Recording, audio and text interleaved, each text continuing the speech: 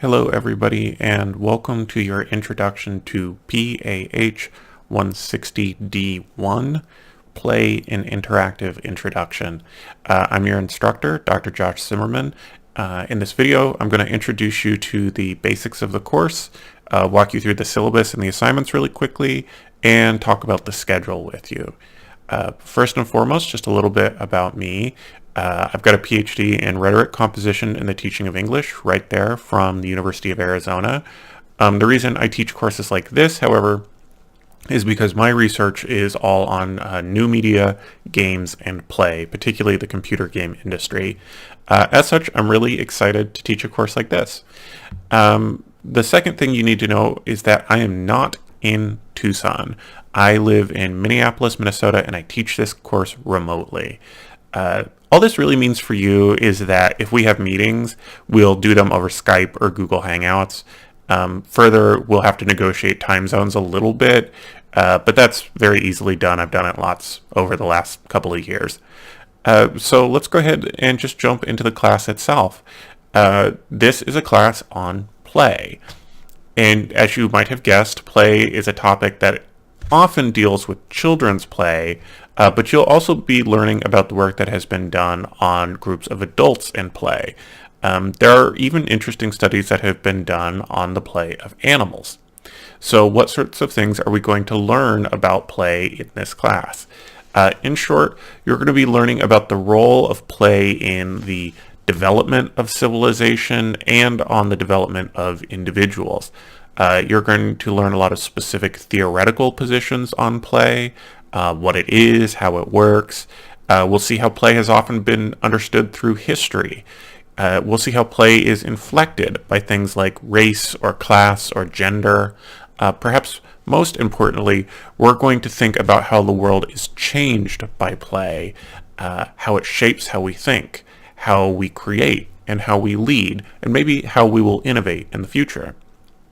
With that knowledge, you'll be doing the actual work of the class. And to cover that, let's actually look at the syllabus. So I'm going to encourage you right now, go ahead, pull it up on D2L and look at it with me. Now, I'm going to encourage you in the strongest possible terms to read this syllabus carefully. Is it sort of long? Yes. But that's because I'm trying to give you all the information I really think that you need to succeed in the course, so read it through carefully. Now, one piece of information that's really important is the mode and duration of this course. It is online only, and it's only 7 weeks long. Now, despite only being 7 weeks, you are getting full credit for taking this course, like you were taking a 16-week course. That just means that we put a whole semester's worth of work and reading into 7 weeks. You should plan accordingly for that more accelerated schedule. Now, you'll notice that there are quite a number of required texts, but there isn't actually a book for you to buy. That's because all of the course readings are, whether they're required or recommended, are going to be available on D2L through the UA library as an ebook, or otherwise online through something like a link. Again, there is no specific text for you to purchase for this class, so you don't need to go to the bookstore to look for anything.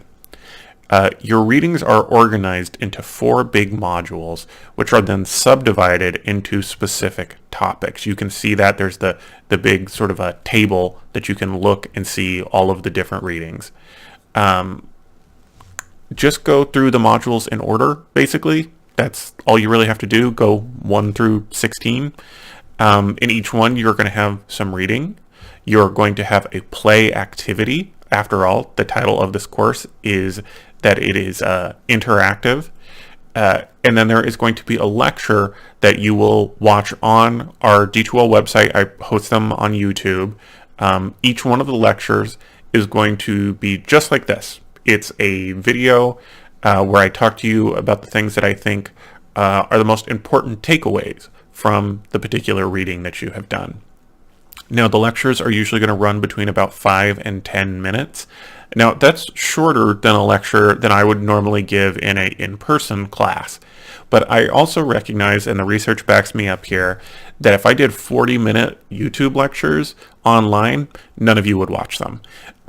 So please remember, whoever, the lectures are not comprehensive. I don't cover every important thing in that text. I don't cover everything that maybe you would want to pay attention to. You are expected to read carefully on your own, to take careful notes, and to engage really thoughtfully with the material that has been presented. You're obviously also going to be completing some assignments then based on the reading that you've been doing. As I said already, you're going to have some play activities.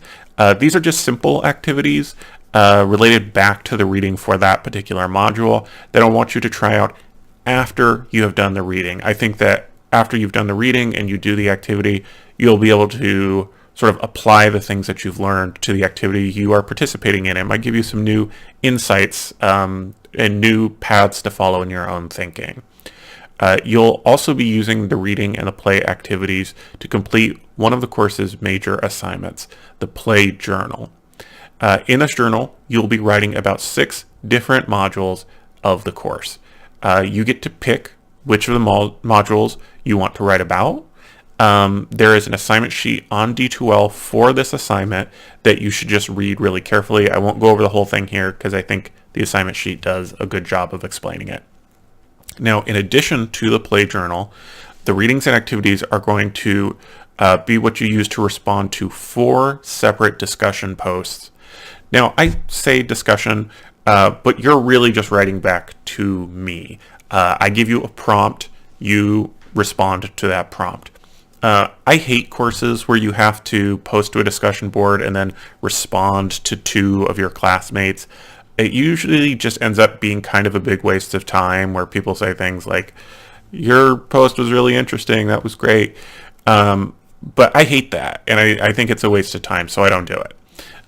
For your discussions, as I said, you'll be picking 4 of 6 prompts that I put up. I'm going to put them up in groups of 3. So it'll be 1, 2, 3, 4, 5, 6. You'll pick 2 from the first group, 2 from the second group to write about.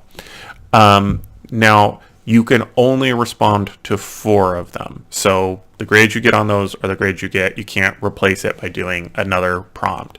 The prompts are usually going to be related to a couple of different modules. So they're actually sort of designed to help you create connections between the different topics that we cover.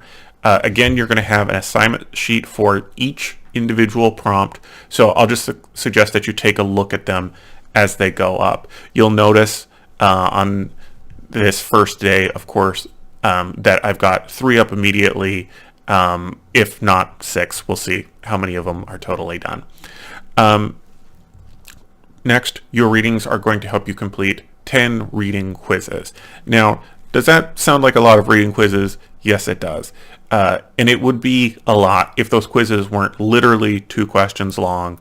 They're really just there to help you, to reward you for doing the reading carefully. So they're really quick, they're really easy. Just go to the text, you'll find the answers. Next, you will have a midterm exam. Obviously, you'll want to do the readings, the activities, and the quizzes for the first half of the class before you take your midterm exam. The exam is untimed. It is available on D2L. It will include some short answer questions, some true, false, some multiple choice, etc. Just to sort of give me a sense of where people are as far as digesting and synthesizing the information of the course. So your last assignment in the class is the play project. Once again, there is a full assignment sheet for you to examine, but in short, the play project is going to ask you to take what you've learned about how play works and then to design a project that will help a community of which you are a part. This is the applied part of the Public and Applied Humanities Department, which hosts this particular course that you're taking. Again, check out the assignment sheet for the real details. Now, this might feel a little bit overwhelming when I put it all out there at once, but I have good news. This is a semi-self-paced course, and And so you're going to have some flexibility on how you get these assignments done and the timetable in which you do so. You, in fact, only have 3 actual important dates or deadlines in the whole 7-week course. So the first is April 5th, 2019.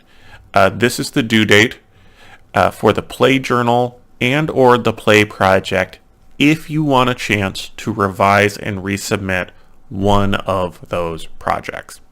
Basically, you can turn in either one or both of those assignments by April 5th. I'll grade them, I'll return them to you. You can then take the feedback, you can revise one of those assignments and resubmit it for a chance at a higher grade. Keep in mind, this is just the due date for those who want to revise and resubmit one of those 2 assignments.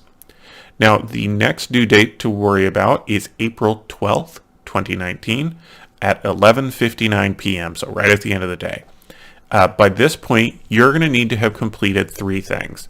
You're going to need to have completed your first 2 discussion posts and the midterm exam. Both of those need to be turned in by April 12th, 2019.